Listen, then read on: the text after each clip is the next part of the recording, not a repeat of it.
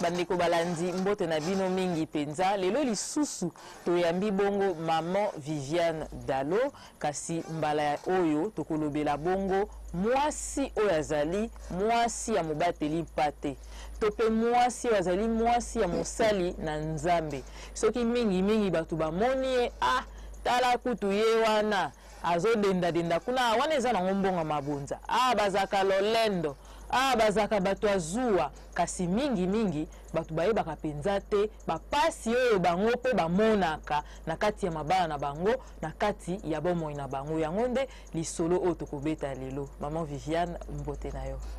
Bonjour maman Nadia. Ozali mwasi ya mobateli mpate Roland Dalo kolata kombo wana ya Dalo esalaka o ndenge nini? Nazorango d'abord liboso lokola ngolu parce que Nzambe mutu atinga esika wana nazala mwasi ya Roland Dalo.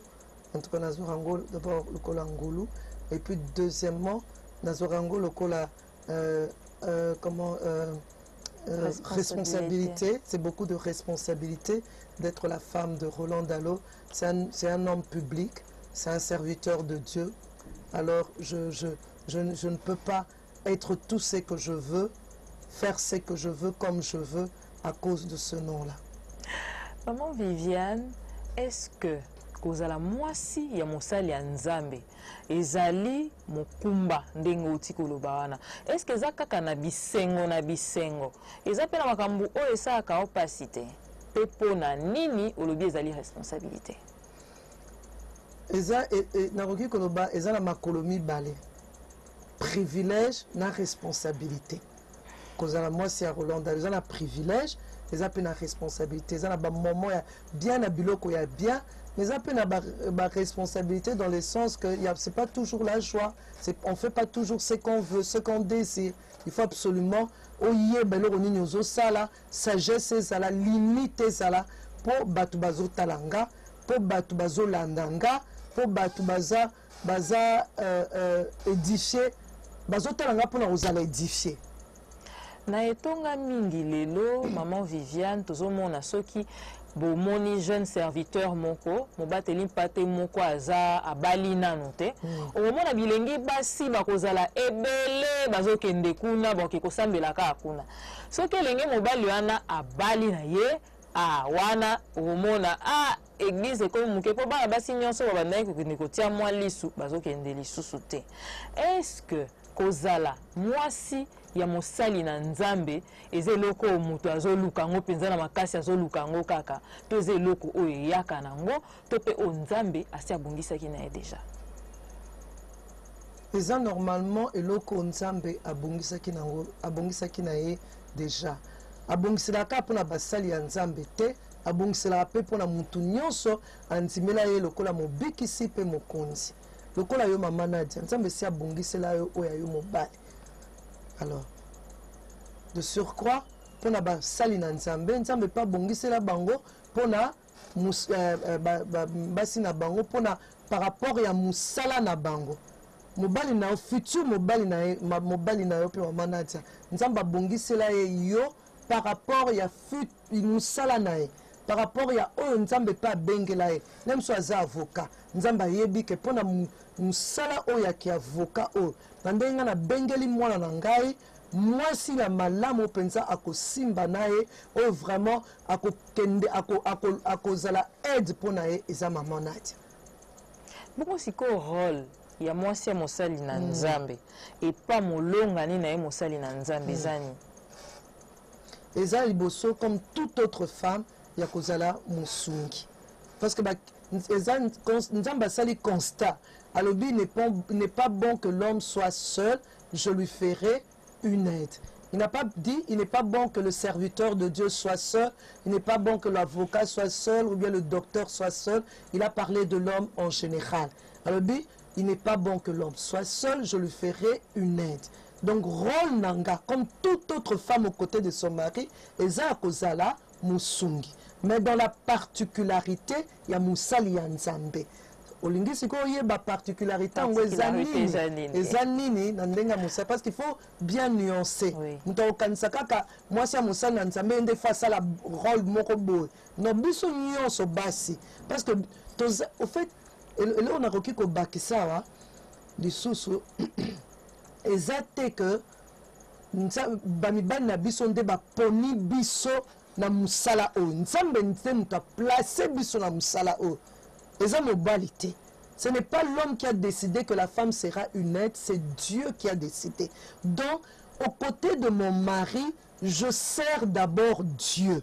Ce qui a un sens, na mati dimension mosusu. Na kozala plus efficace. Na koyeba ko jouer rôle nanga bien. Na koluka penza sagesse, na koluka onction, na koluka makambo nyonso nzamba tie atia kati nanga pona jouer rôle wana. Alors na particularité nanga ya mwasi ya mosali na nzambe. Eza lisusu na muzindo mususu kuna na kati. Parce que aza mosali na nzambe, mais il n'est pas diacre.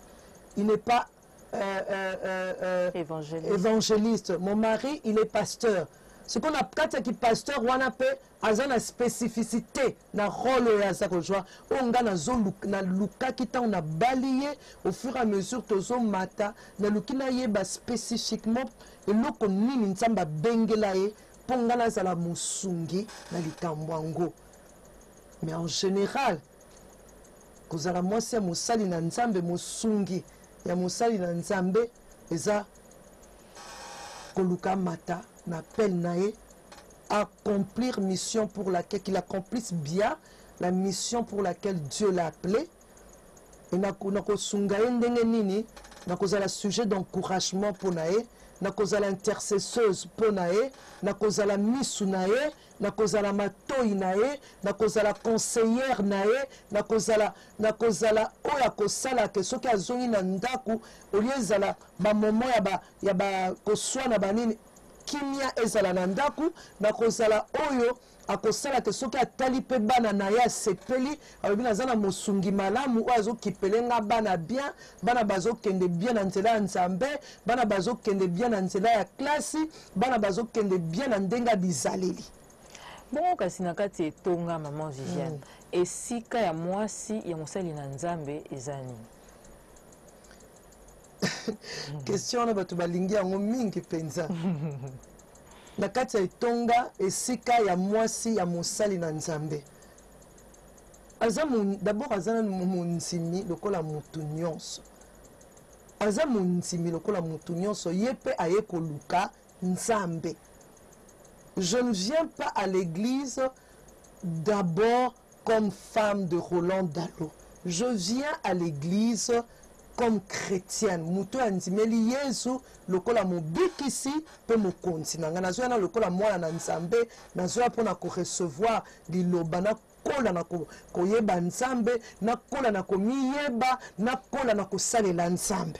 Je viens d'abord, donc place nanga, et ça une place lokola munzimi nyonso aza na kati ya lingomba. Et puis ce qu'on a komona kena yepe en deuxième position comme la femme de mon mari pour être aide aussi pour lui. Maman Viviane lobi oyena no lokola munzimi. Oui. Kasi ozape mwasi ya mosali na nzambe.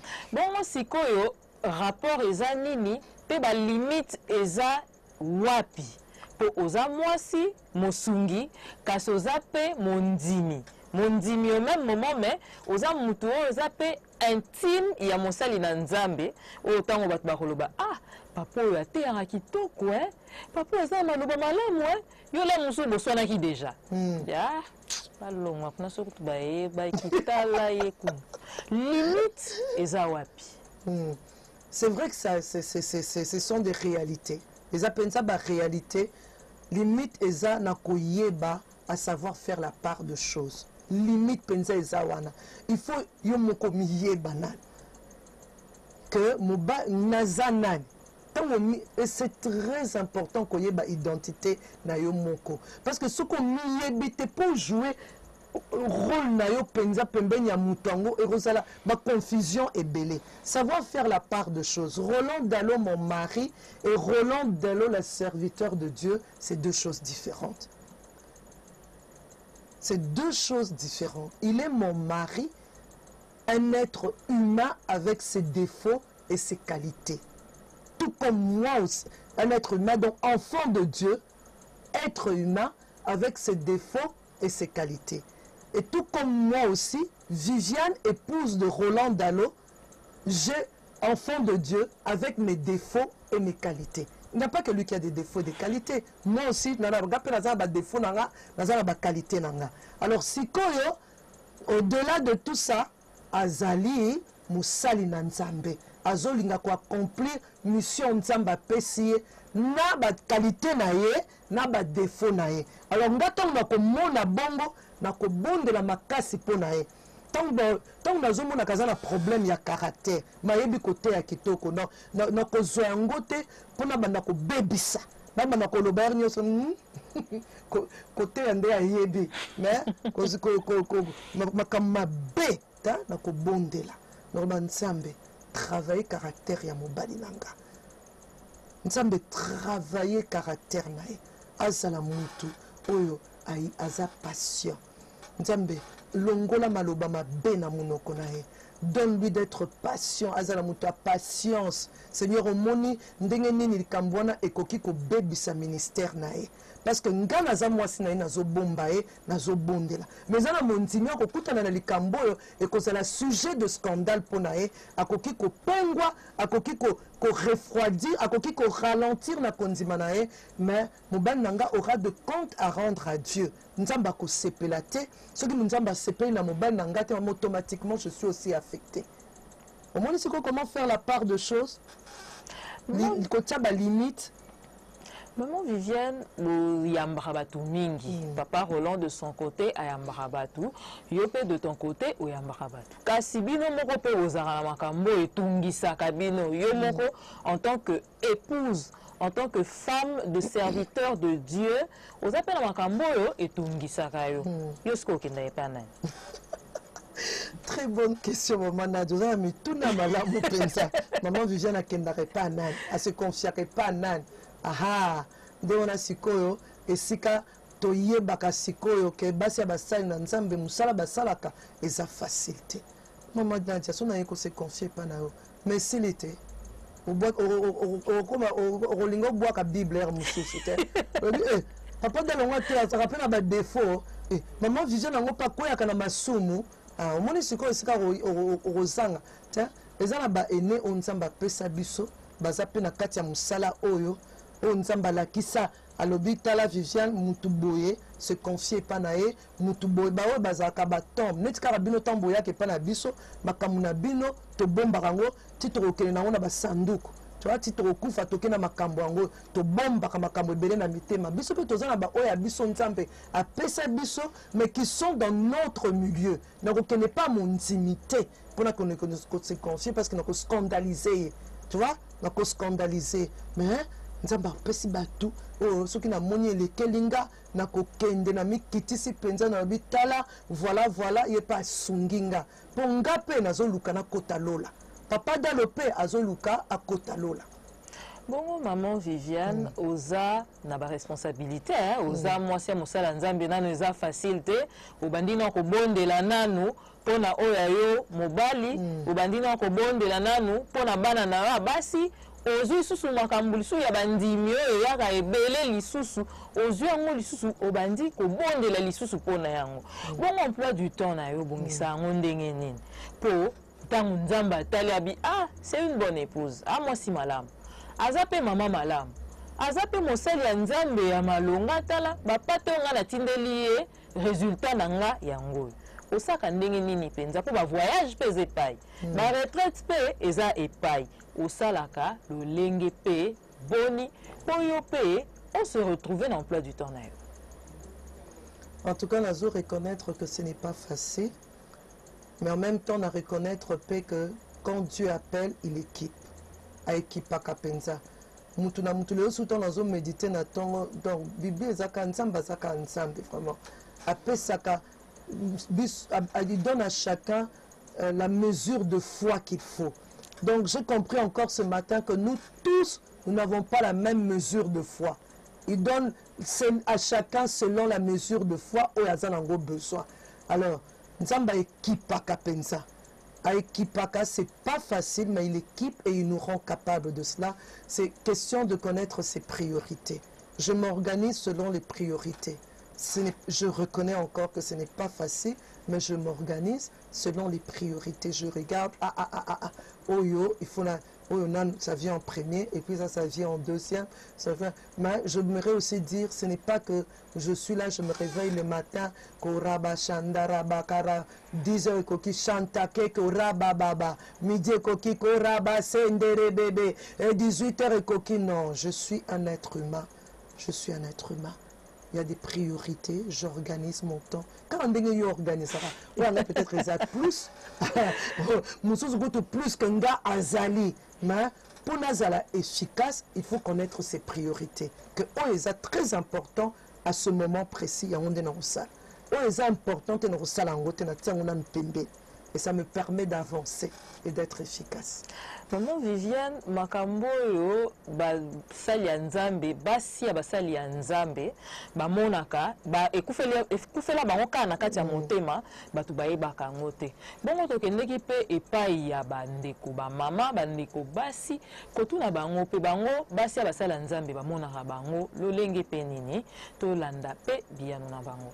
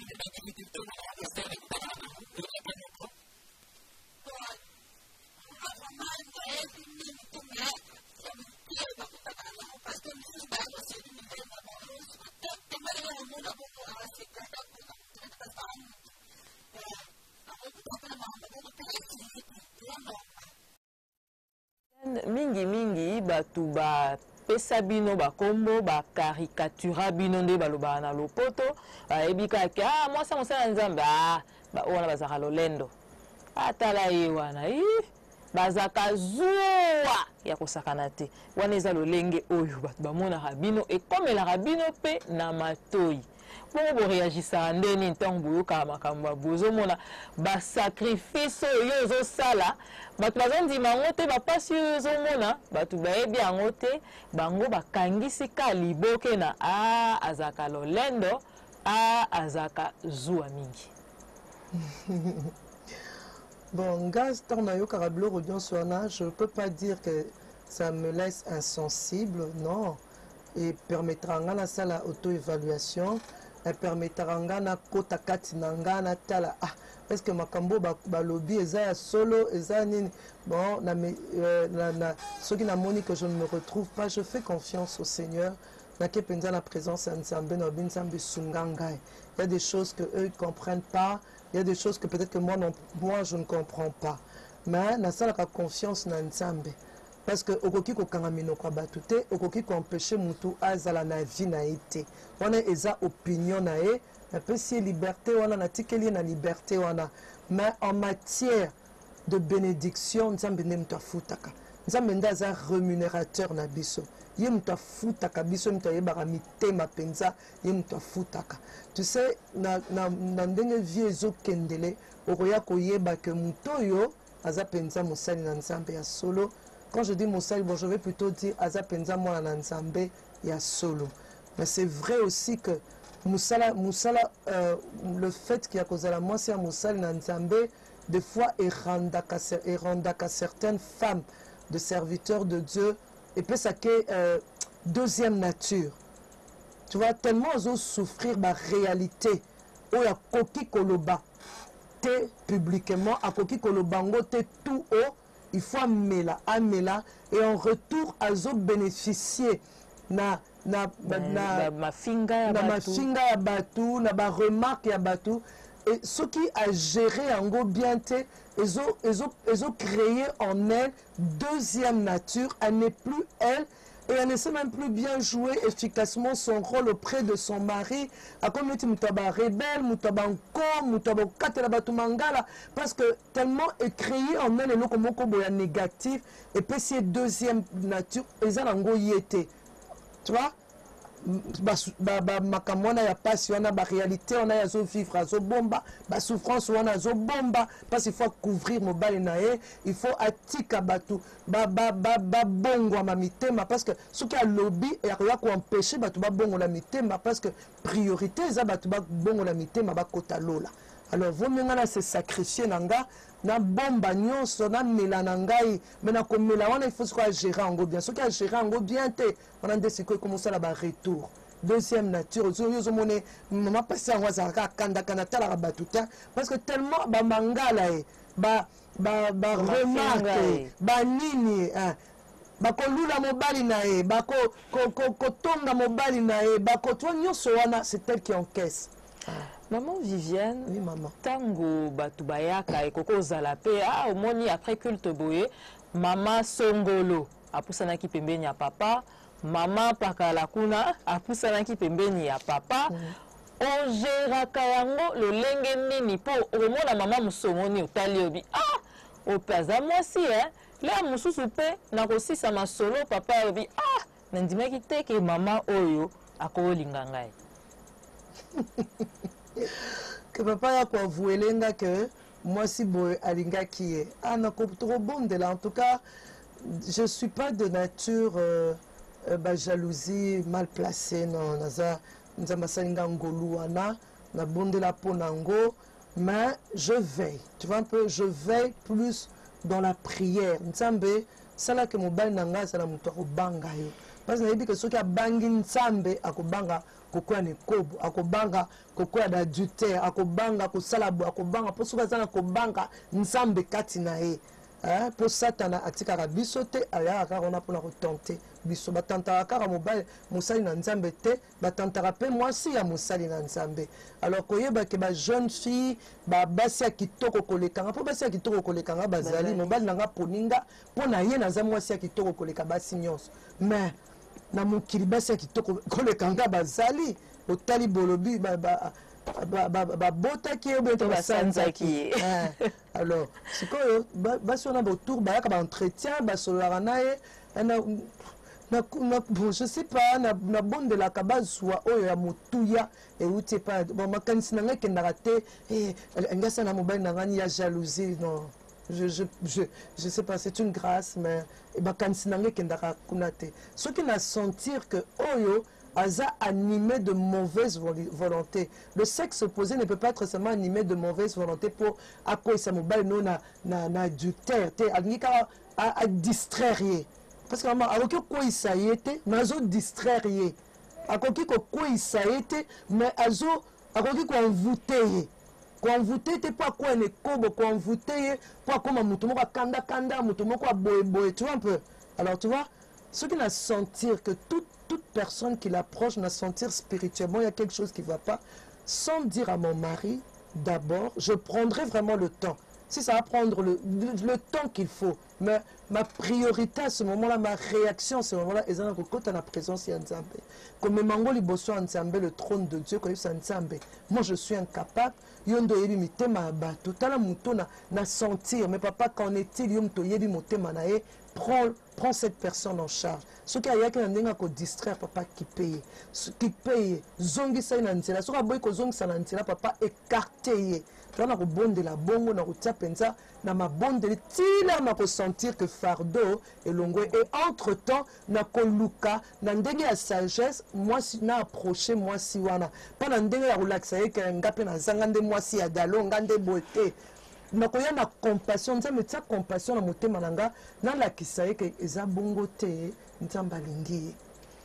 Bongo maman Viviane mikoleleki awa na sanza oyo kako tozali le 16 décembre au salaki bongo présentaki olakisaki na bato mokanda oyo komi na oyo nyonso tu yo moni lokola mosali na nzambe pe makasi lisusu lokola oyo moni lokola mwasi na mosali na nzambe oyo ebombama oyo bato bayebaka te yango nde yo okomaki bongo ya mbote tolobela penza makomi yango ezali nini tolanda nanu mpe makambo yango elekanaki lolenge nini.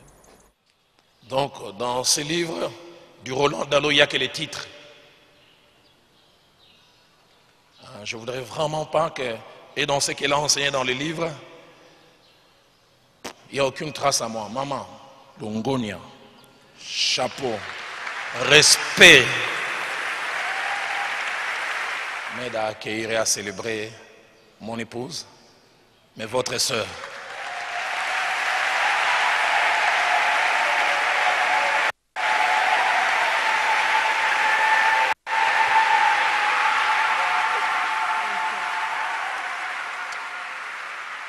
Donc il faut ça à mi balai.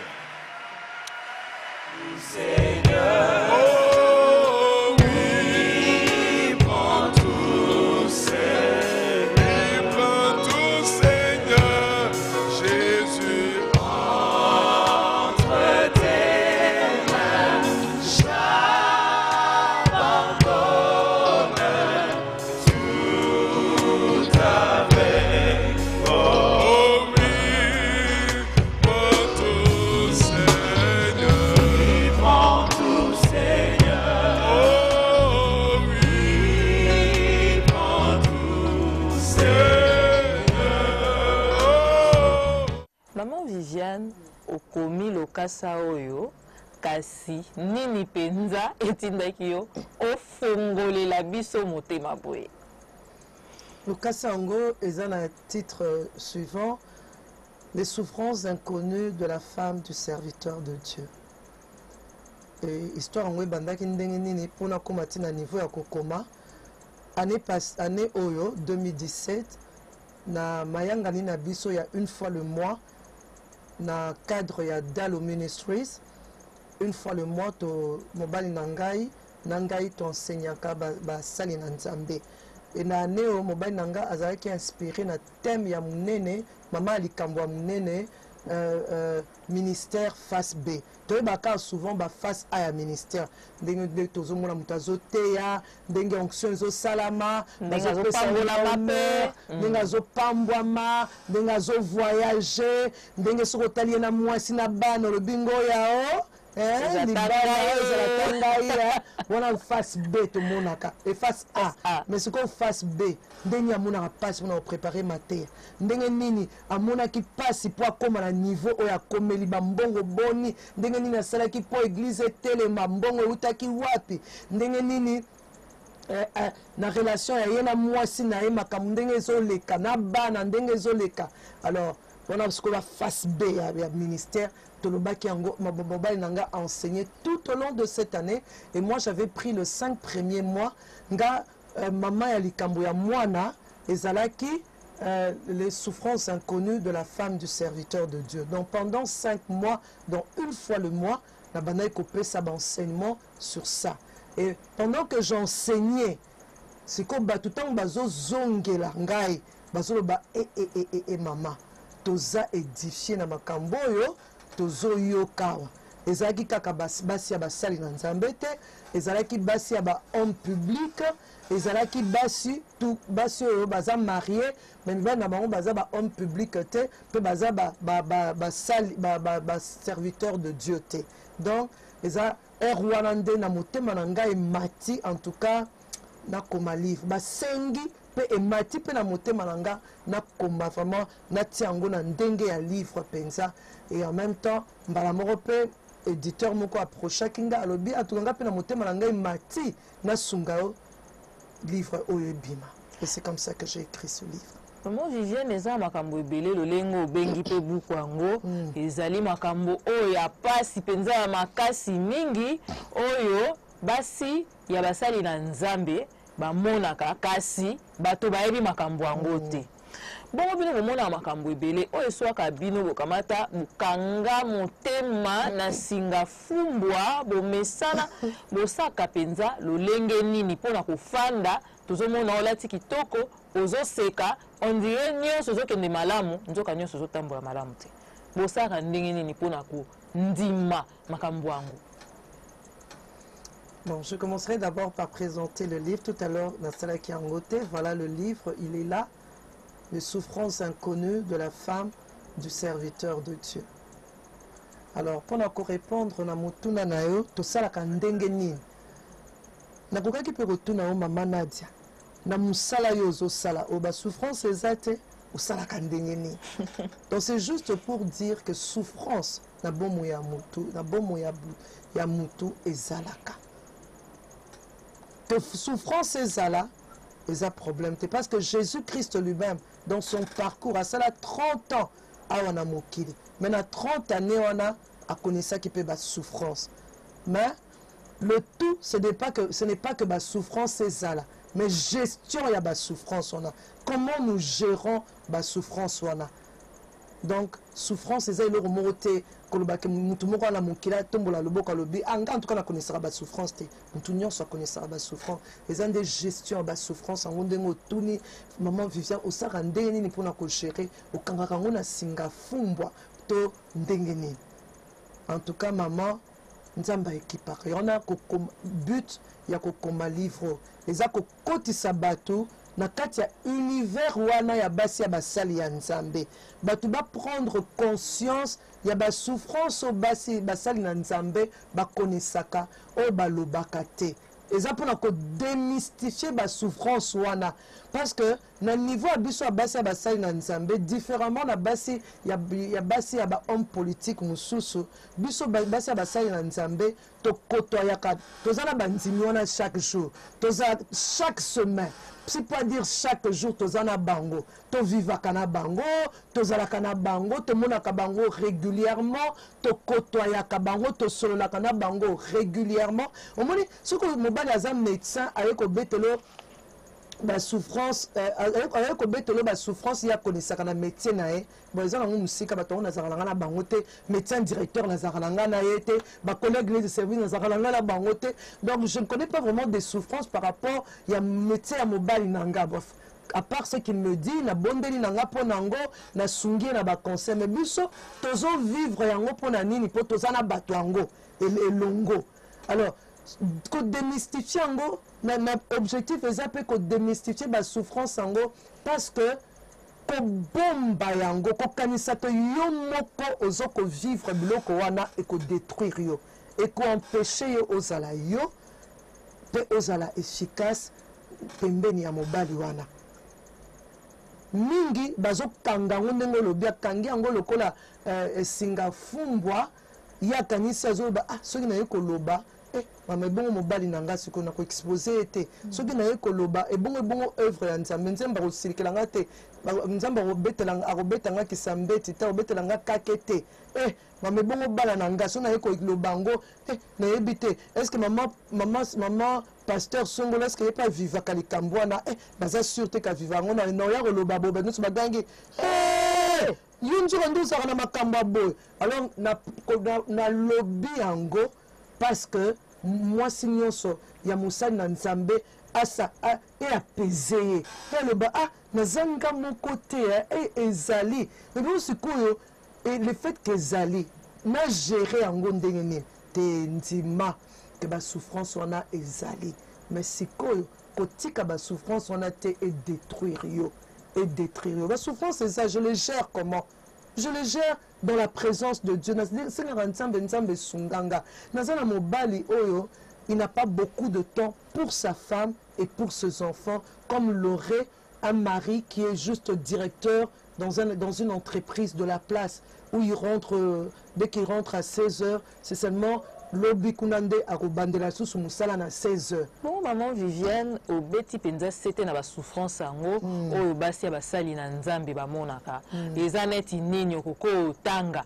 Moi ba souffrance que neti souffrance boye basi ya nzambe bamonaka, basi ya basali na nzambe pardon bamonaka, esengeli pe ko sala boye, esengeli ko memango na lolenge boye. Tala pasi boye, oyo mwasi ya mosali ya nzambe bamonaka. Kasi soki okutana na likambo oyo okoki komema boye okoki pe kobalola ngo boye po makambo pe etambola malamu ozala na moto esengo. Bon, tant quand j'ai parlé de souffrance, na lobi ba souffrance na catégorisé en gros, na lobi souffrance au niveau du couple, souffrance au niveau de la famille, na lobi souffrance non seulement au niveau du couple, au niveau de la famille, mais souffrance socio-économique na makambo mbongo. Tu vois un peu, pour makambo mbongo pe et me maka dans ba souffrance mususu na katia ya nini et ma memi pe au niveau pe de l'église. Tu vois, au niveau pe église, ba souffrance au basi mususu ba connaît ça. Si je peux prendre un exemple, déjà on a pris cet exemple au niveau du couple. Pas assez de temps ensemble. Tu vois, temps mouké, on a déjà apprécié au niveau du couple. Au niveau socio-économique. Au niveau socio-économique, parce que le livre, on a commis, on a partagé quelques expériences. On a partagé des expériences, il y a Bassi, il y a des questionnaires, il y a des interviews, il y a un moment de dialogue ensemble pour que épée. Alors, mingi balobi na niveau socio-économique souffrance c'est ça que mbongo mobali amemaka ekokakate. Tu vois? Mais bato baloba ke bino bolia mbongo. Et ça dépend. Maman Nadia, ça dépend. Et ça na l'église où ils ont vraiment organisé mon pasteur à Simbara Mabonza. Il y a toute une organisation. Il y a des églises où mabapé si Mabonza boé allez et que na mutuka il y a pasteur bien que na ndako pasteur. Mais en général, nous assemblée de Dieu. Bon, en tout cas, il y a toute une organisation. Papa dit le négoce on a chiffres et tout ça, mais il y a toute une organisation, toute une administration et occupée de gestion. Il y a Makamambongo l'église. Alors, si on a Moussou Balobi, kolia passe, kolata passe. Mobali, mbongo nyonso ya koki kozwa, atiakango. La côte sera encore na kati église pour banzimi minelo ya banzimi sur le plan matériel à Sunga pour na kotonga église pour na ni. Donc tu vois que vraiment bango bazo soit penza o ezoko kokate et azomona ngo eza pasi et ça la pousse elle au lieu à se concentrer à sunga mobali na musala ya zo sala à s'impliquer pe na makambo ya église parce que faut ko taper na vision mobali pour oyeba ko sunga et bien. Alors ya za na temps wana tête akenda na ye mbongo na ye pour atali situation à bana atali situation à ndako lobi moyen te vous menga que nous sala mbongo na koteli na ye mbongo abosani koto c'est qu'elle ne joue pas bien la souffrance on est faire dégier et faire dégier.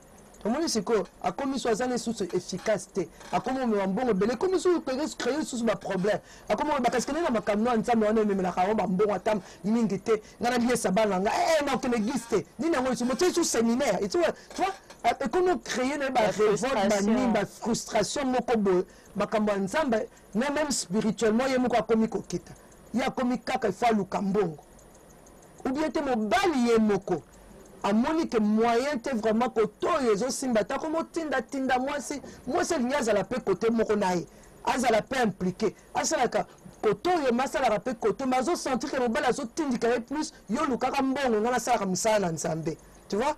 Et frustration pe moi c'est parce que nzambe ninga kela makambo moi si mobali nde allié saka moi si allié saka ba moi si na oya memaka eza pona kosunga le chef. Il faut bénédiction à chef des kitoko koleka. Chef ndamemba bénédiction on a yende fois mema yende nzamba tiana en tête pour allier sa libota équiper libota comme Jésus-Christ prend soin de nous. Ce n'est pas l'église, l'épouse qui prend soin de Jésus-Christ, c'est Jésus-Christ qui prend soin de l'épouse. Biso to sungaka nzambe mama dimo to pesaka offrande to pesaka ton na biso to pesa est-ce que vraiment eza égal na on yezo pesaka biso ah na kati ya libala pe eza bongo fo mobali ye nda amemaka me nga nazosunga nakomema mpe me nazosunga nga eza na niveau ya kosunga. Voilà un peu.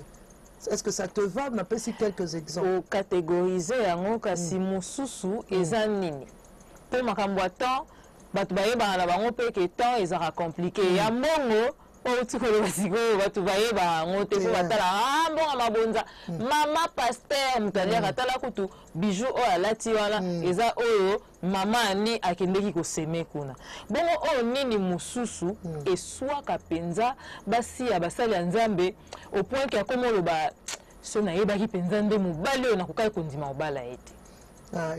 Exemple mosusu ezoyelanga ke ya souffrance mwasi ya la femme du serviteur de Dieu ayokaka eza par rapport ya entourage ya mobali. Tu vois aza na kati ya église tu vois ye azoloba na mobali aopesa baconseil na mobali mais azosentir ke mobali aza koyoka plus bato baza koentoure ye bato bazosala na ye elongo mosala ya nzambe bapasteur mosusu badiacre responsable ya badépartement tu vois ye akopesa conseil azomona me nga nazolinga nasunga mobali oyo nazomona neti mobali oyo azolakisa nga aire nyonso ke nga nazoréagir plus émotionnellement nazotia émotion liboso mais naza logique te na likambo nazosala moi ça komaka frustré aomona neti elle n'a rien à dire na likambo oyo eloko akoloba eza te donc akomi neti ekeko moko boye ko pembeni donc nga vraiment ye nde pasteur nga na koloba lisusu ne bango nde moto bayebi nga na koloba lisusu ne naza na eloko akoloba te ou bien te encore aza na asentir ke ye mpe aza na eloko akopesa face responsabilité mais moto moko te azotala ye mobali esi akufeli vraiment baproche collaborateur banzima yo kosala boye yo kosala mais oyo aza pembeni na ye ozoba ki pastoral yango eza kaka na banzimi epona nga ki pastoral ezosalama te azomona te ke nga mpe eloko oyo eza na kati na nga tu vois akomi kosouffrir oyo te soki mobali adécouvrir eloko yango ntango sikoyo akomi kosalela eloko yango mama bato ya église bakomi kaka kokritike akanisi nini ya bango kaka oye te encore pasteur ateyaka bien mais ye est-ce que ye mpenza ayebi lulu est-ce que ye mpenza ayebi liloba je sais pas mais batika na bango kaka oye te soki akutaki surtout bato babandaki likambo wana avant ye ye akomi komodere akutaki bato bamoderaka komi kaka remarque na remarque tu vois akomi ko se sentir frustré le bi il pas mon intime il pas oyekola il pas moi ça mosali na nzambe mamona ke toujours azalaka parfaite ya koki aux en erreur te ya koki te avandi calme so avandi ka